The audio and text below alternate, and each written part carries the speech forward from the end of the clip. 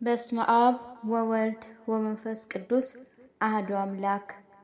የሉቃስ ወንጌል ምዕራፍ 17 ስለ ጥፋት መምጣት። ጌታችን ኢየሱስ ለደቀ መዛሙርቱ እንዲህ አላቸው፣ መሰናክል ግድ ይመጣል። ነገር ግን መሰናክልን የሚያመጣብን ሰው ወዮለት። ከነዚያ ከታናናሾቹ አንዱን ከሚያሰናክል ይልቅ አህያ የሚፈጭበት የወፍጮ ድንጋይ በአንገቱ ታስሮ ወደ ጥልቅ ባህር ቢሰምጥ በተሻለው ነበር። ለራሳችሁ ተጠንቀቁ። ወንድምህ አንተን ቢበድል ብቻህን ምከረው፣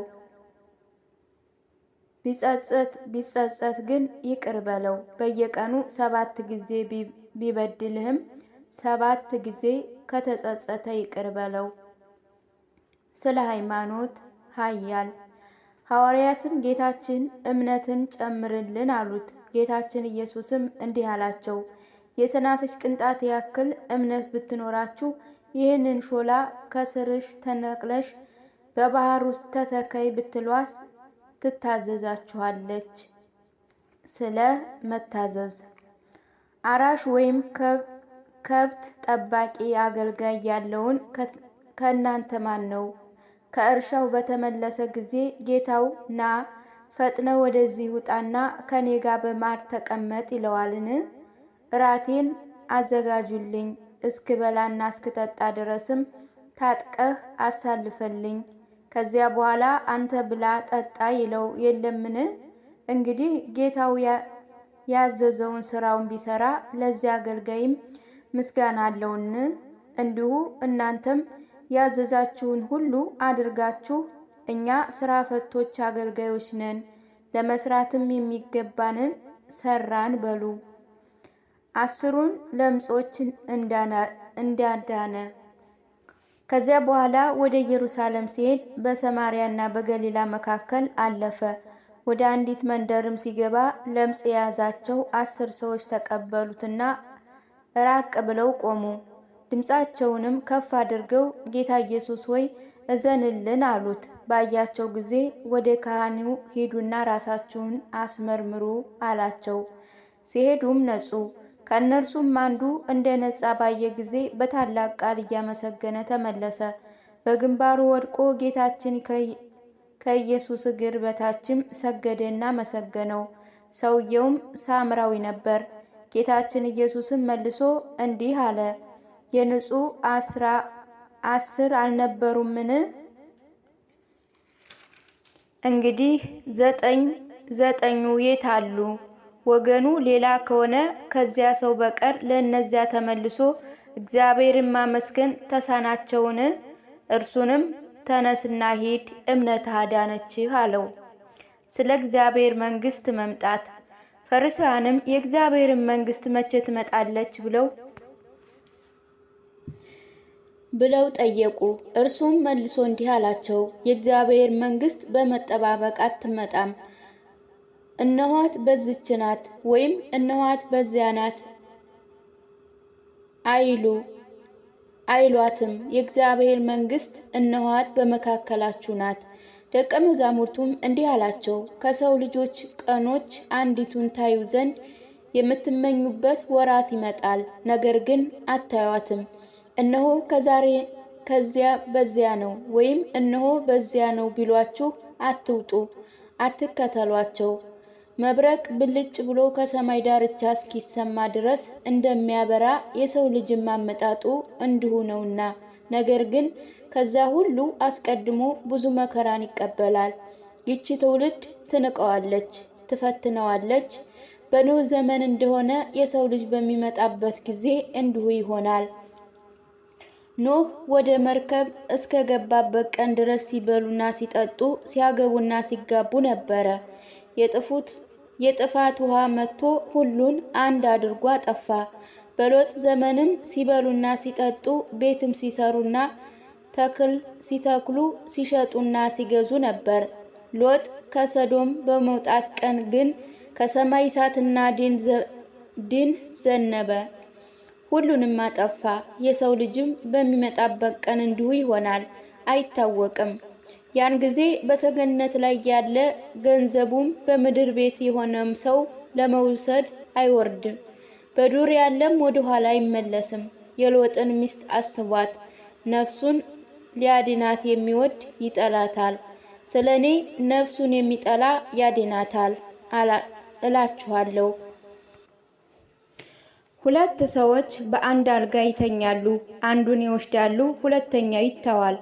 ሁለት ሴቶችም በአንድ ወፍጮ ይፈጫሉ፣ አንዲቱን ይወስዳል፣ ሁለተኛይቱንም ይተዋል። ሁለት ሰዎችም በአንድ እርሻ ላይ ይኖራሉ፣ አንዱን ይወስዳል፣ ሁለተኛው ይተዋል። እነርሱ መልሰው አቤቱ ወዴት ነው አሉት። እርሱም ገደላ ባለበት አሞሮች በዚያ ይሰበሰባሉ አላቸው። የሉቃስ ወንጌል ምዕራፍ 18 ያለ መሰልቸት ስለ መጸለይ ምሳሌ። ዘወትር እንዲጸልዩ እንዳይሰለቹም በምሳሌ ነገራቸው፣ እንዲህ አላቸው። በአንዲት ከተማ እግዚአብሔርን የሚፈራ ሰውንም የሚያፍር አንድ ዳኛ ነበረ። በዛች ከተማ አንዲት መበለት ነበረች። ዕለት ዕለትም ወደ እርሱ እየመጣች ከባላንጋራዬ ፍረድልኝ ትለው ነበር። እምቢ ብሎ አዘገየ። ከዚያ በኋላ በልቡ አስቦ እንዲህ አላት፣ ምንም እግዚአብሔርን ባልፈራ ሰውንም ባላፍር ይህች ሴት እንዳትዘበዝበኝ ዘወትርም እየመጣች እንዳታታክተኝ እፈርድላታለሁ። ጌታችንም እንዲህ አላቸው፣ አመፀኛ ዳኛ ያለውን ስሙ። እንግዲህ እግዚአብሔር በመዓልትና በሌሊት ወደ እርሱ ለሚጮኹ ለወዳጆች አይፈርድምን? ወይስ ችላ ይላቸዋልን? እላችኋለሁ ፈጥኖ ይፈርድላቸዋል። ነገር ግን የሰው ልጅ በመጣ ጊዜ በምድር ላይ እምነትን ያገኙ ይሆንን? ስለ ፈሪሳውያን ስለ ቀራጩ። ራሳቸውን ለሚያመጻድቁና ባልንጀራቸውን ለሚንቁ እንዲህ ብሎ መለሰላቸው። ሁለት ሰዎች ቢጸልዩ ወደ ቤተ መቅደስ ወጡ። አንዱ ፈሪሳዊ፣ ሁለተኛው ቀራጭ ነበር። ፈሪሳዩም ቆመና እንዲህ ብሎ ጸለየ። አቤቱ እንደ ሌሎች ሰዎች እንደ ቀማኞችና እንደ አመፀኞች እንደ አመንዝራዎች ወይም እንደዚህ ቀራጭ ያላደረከኝ አመሰግንሃለሁ። በየሳምንቱ 2 ቀን እጾማለሁ፣ ከማገኘው ሁሉ ከ10 1 እሰጣለሁ። ቀራጩ ግን ራቅ ብሎ ቆመ፣ ዓይኖቹንም ወደ ላይ ወደ ሰማይ ሊያነሳ አልወደደም። ደረቱንም እየመታ አቤቱ እኔን ኃጢአተኛውን ይቅር በለኝ አለ። እላችኋለሁ ከዚህ ይልቅ ይሄ ጻድቅ ሆኖ ወደ ቤቱ ተመለሰ። ራሱን ከፍ ከፍ የሚያደርግ ሁሉ ይዋረዳልና ራሱን የሚያዋርድ ይከብራልና። ጌታችን ሕፃናትን ስለመባረኩ ይባርካቸው ዘንድ ሕፃናትን ወደ እርሱ አመጧቸው። ደቀ መዛሙርቱም አይተው ገሰጿቸው። ጌታችን ኢየሱስም ጠራቸው፣ እንዲህ አላቸው፣ ሕፃናት ወደ እኔ ይመጡ ዘንድ ተዋቸው፣ አትከልክሏቸውም። የእግዚአብሔር መንግሥት እንደነዚህ ላሉ ናት። እውነት እላችኋለሁ የእግዚአብሔር መንግሥት እንደ ሕፃናት ያልተቀበላት አይገባባትም። ስለ ሕይወት ጥያቄ። አንድ አለቃ ቸር መምህር ምን ሥራ ሰርቼ የዘላለም ሕይወትን እወርሳለሁ አለው። ጌታችን ኢየሱስም እንዲህ አለው፣ ለምን ቸር ትለኛለህ? ከአንዱ ከእግዚአብሔር በቀር ቸር የለም።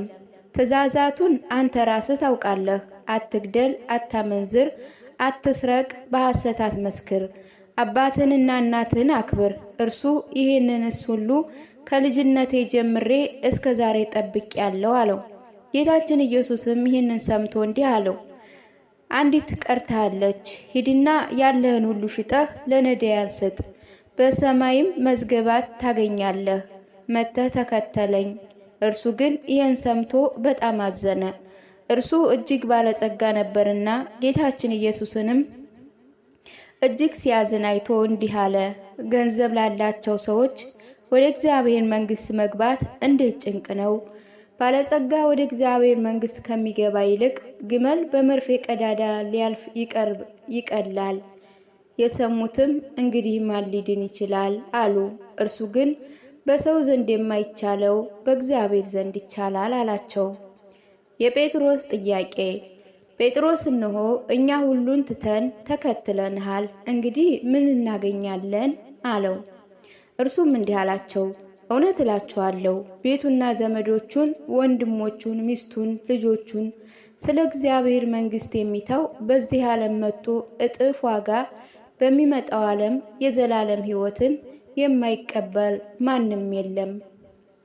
ስለ ሕሙማኑ ስለ ሞቱ 12ቱንም ወሰዳቸው፣ እንዲህ አላቸው፣ እነሆ ወደ ኢየሩሳሌም እንወጣለን፣ በነቢያትም የተጻፈ ሁሉ በሰው ልጅ ላይ ይፈጸማል። ለአሕዛብ አሳልፈው ይሰጡታል፣ ይዘብቱበታል፣ ይሰድቡታል፣ ይተፉበታል፣ ይገርፉታል፣ ይገሉታልም። በሦስተኛይቱም ቀን ይነሳል። እነርሱ ግን ከተናገራቸው ያስተዋሉት የለም። ይህ ነገር ከእነርሱ የተሰወረ ነበርና የተናገረውንም አያውቁም ነበርና። በኢያሪኮ ስለነበረው ዕውር። ከዚያ በኋላ ኢያሪኮ በደረሱ ጊዜ አንድ ዕውር በጎዳና ተቀምጦ ይለምን ነበር። የሚያልፈውንም ሰው ድምፅ ሰምቶ ይህ የሚሰማው ምንድን ነው አለ። እነርሱም የናዝሬቱ ኢየሱስ ያልፋል ብለው ነገሩት። ድምፁንም ከፍ አድርጎ የዳዊት ልጅ ኢየሱስ ሆይ ማረኝ አለ። የሚማሩትንም ዝም እንዲሉ ገሰጹት። እርሱ ግን በጣም ጮኸ፣ የዳዊት ልጅ ሆይ ማረኝ አለ። ጌታችን ኢየሱስም ቆመና ወደ እርሱ እንዲያመጡት አዘዘ። ወደ እርሱም ደረሰ። በደረሰ ጊዜ ምን ላድርግልህ ትወዳለህ ብሎ ጠየቀው። እርሱም ጌታ ሆይ ዓይኖቼ እንዲያዩ ነው አለው።